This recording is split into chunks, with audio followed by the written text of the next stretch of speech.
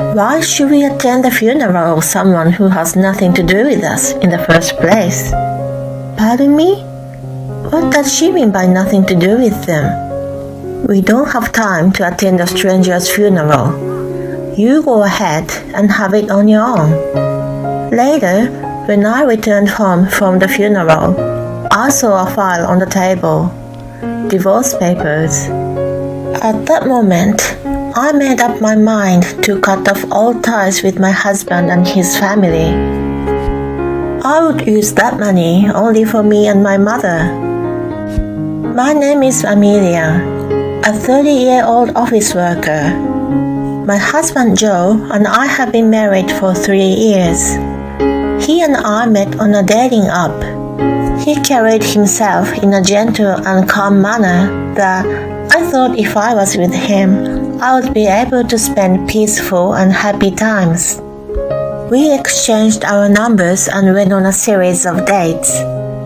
As expected, he was always kind, and I found him very comforting. He took very good care of me, and I seriously considered marrying him. It was fortunate that he thought the same and proposed to me. Of course, I accepted immediately, and so we were engaged and immediately went to greet each other's parents. We first met with mine. Both my mom and dad felt comfortable with his gentle personality and rejoiced in our engagement. Next, we went to greet his family. In addition to his parents, his sister Erin, who still lived with them, was present. They seemed to be a close-knit family, and Joe was smiling more than usual. I loved him more when I found him not only kind, but also family-oriented. I was excited about marrying him, imagining that we would have a very happy and joyful family with children. However, I had one complaint. It was about a wedding. He and I had talked a lot about it and were making all kinds of preparations. But then his mother, Leah, and Erica meddled with us. At first, he just mentioned her in the conversations like, "My mom suggested this." I was grateful for more ideas, so I listened quietly. Leah gradually began to interject a lot of suggestions, and by the time I realized, she was an active member of my wedding preparation. I wanted to make the decision along with Joe, and was annoyed with her presence, but of course I couldn't ask her to leave. I had no choice but to keep quiet and accept her. Then even Erin started to join in and eagerly shared her ideas for my wedding. When I told them what I had in my mind, they disagreed and suggested doing it their way. I was frustrated as it was my wedding, but Joe agreed with them. I thought if he liked their suggestions, then I should have let him have it his way. The worst part was when it came to my wedding dress. I already had decided which one to wear. When I tried it on for the first time, it looked really good on me, and I loved it. But Leah and Erin criticized me for being tacky. They brazenly spoke out whatever was in their mind, like it was out of the question to wear such a dress, and it blurred my body line that I looked like an old lady. They picked out a dress and forced me to wear it. It was not my style, and I could see that it didn't suit me at all. I told Joe about it, but he didn't take my side and said his mom and sister went out of their way to choose it for me. This was definitely disappointing for me. It was our wedding, but why couldn't he respect my opinion? Otherwise, he was dependable as he took the initiative of doing the housework and cooking for us. We were already living together at that time, and I loved him so much that I had no desire to leave him. I ended up wearing the dress Leah and Erin picked out for me during the ceremony, and the dress I liked was worn for the reception. Leah and Erin looked pleased, but when I asked my friends about it later, they all said the other one looked much better on me. My close friends even thought it was odd that I chose something out of my usual taste. My memories of the wedding were both good and bittersweet. It was also the event that made me distrust my in-laws. After that, I was very careful in my dealing with them. As a result, my relationship with them wasn't bad after 3 years of marriage. But then there was an incident that changed everything. It all started when my dad became seriously ill and required nursing at home. I went to my parents' house in between my work to help my mom take care of him. Joe was understanding and didn't argue about me spending my time away from home and did the housework by himself. On the contrary, he even drove me there when he had time. Days went by and Christmas arrived. It was when I offended my in-laws. I took my leave from work earlier and had been staying at my parents' house to help my dad, who had limited mobility. I helped my mom decorate the house and prepare Christmas dinner. The three of us spent the holiday together.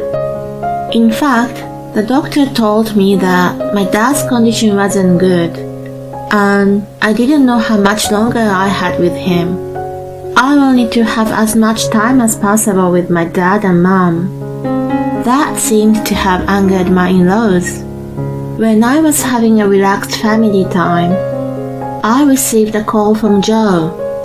"Hello, Han. What's going on?" "Oh, sweetheart, can you come over here right away?" "Why? What's wrong?" "My mom and dad are mad that you're not joining us." "But I told you that I wanted to spend time with my parents this year. Didn't you tell them that?" "Of course I told them, but they don't agree. My mom says a wife should visit her husband's parents on Christmas Day. My relatives are waiting for you too." I was speechless. He understood my dad's condition better than anyone in my laws, yet he was letting them manipulate the situation. "I'm sorry, but I've decided to spend this year with my own parents. I can't join you guys," I said with a firm voice. He cowardly said, "Don't say that." He couldn't stand on his own feet against his parents and pleaded with me to make it happen. My in-laws were very healthy, and if Erica and other relatives are celebrating together, I didn't see what the big deal of me missing.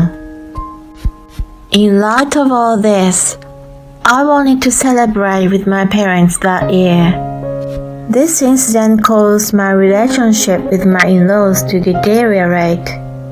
Later on, I visited them with a box of sweets to apologize, but I was met by their blatantly cold demeanor upon my arrival.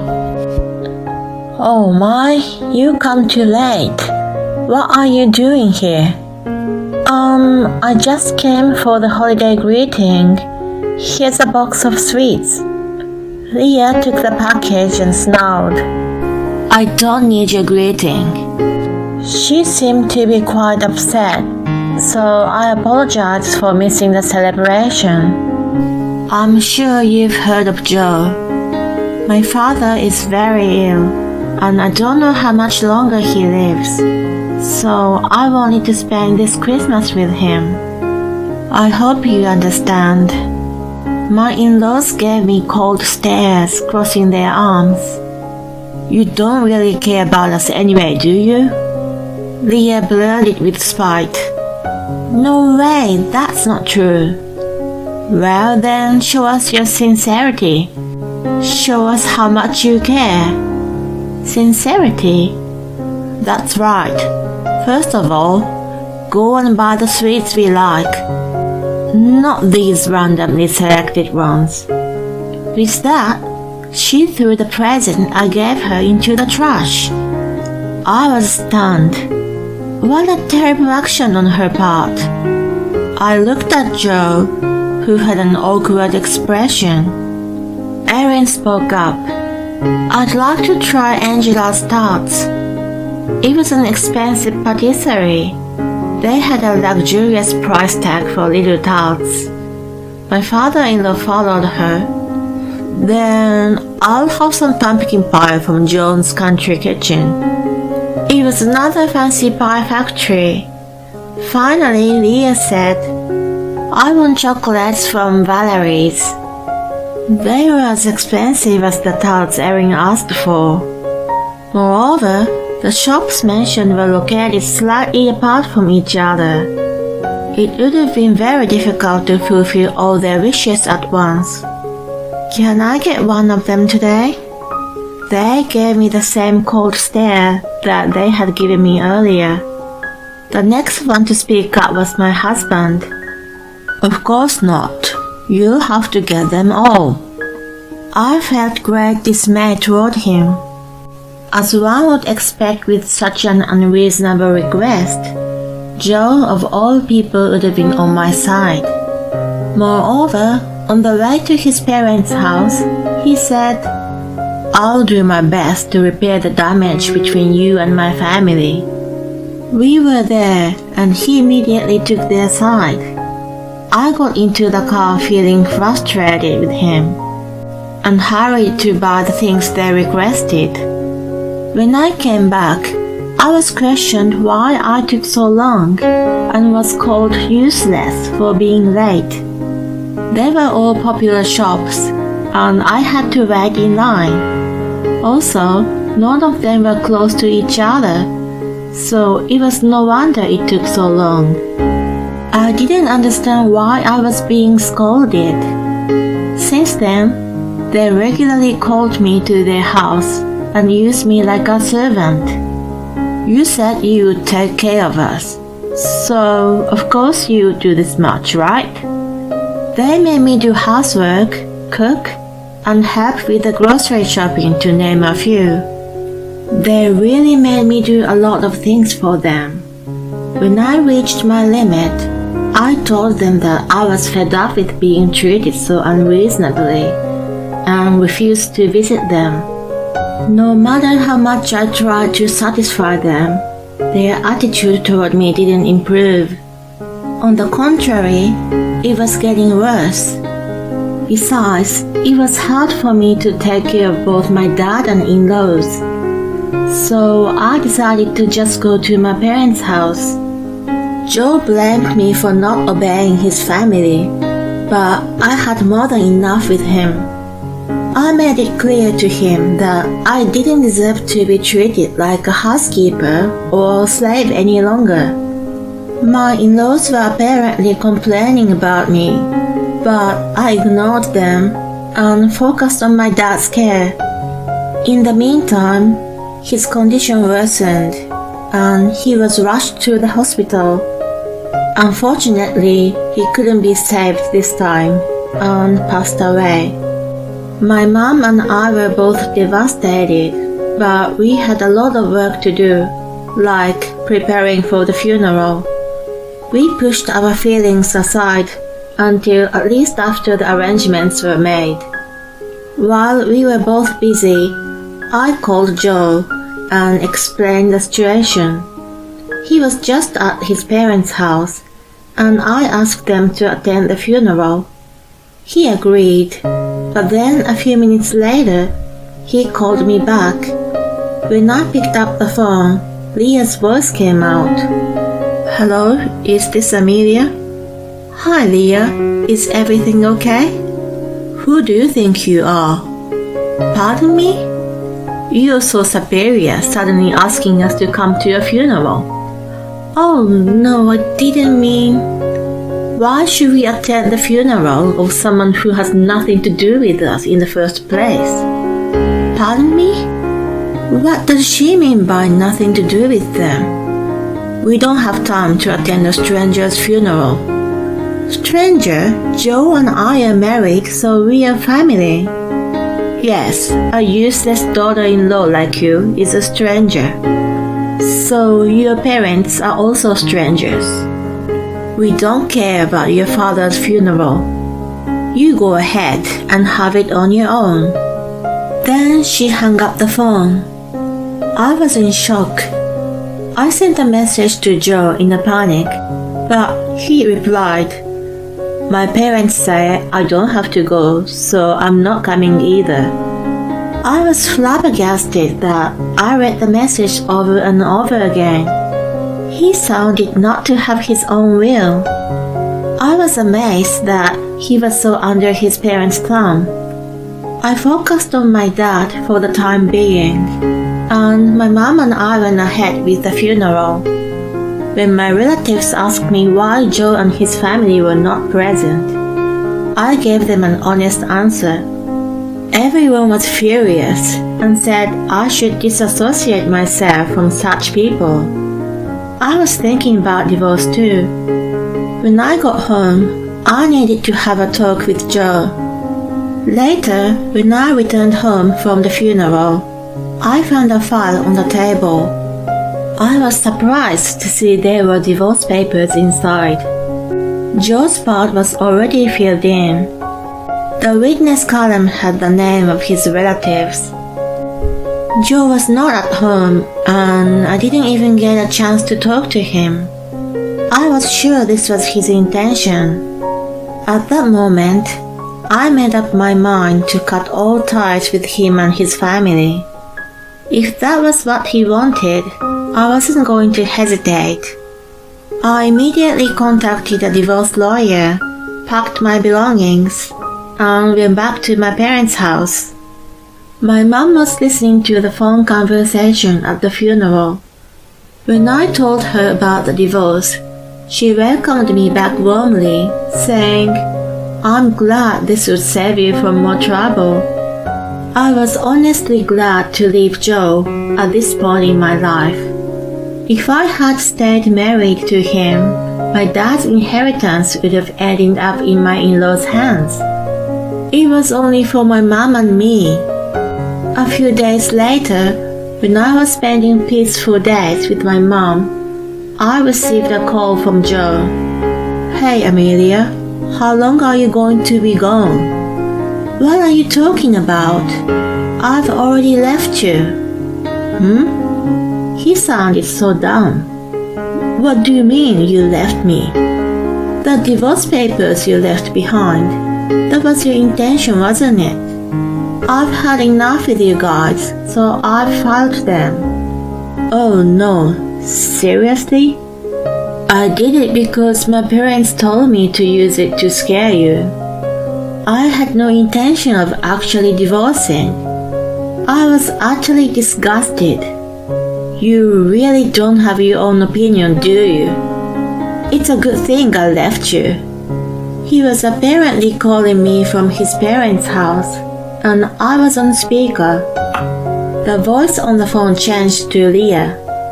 "Hey, what a selfish person you are." "What do you mean?"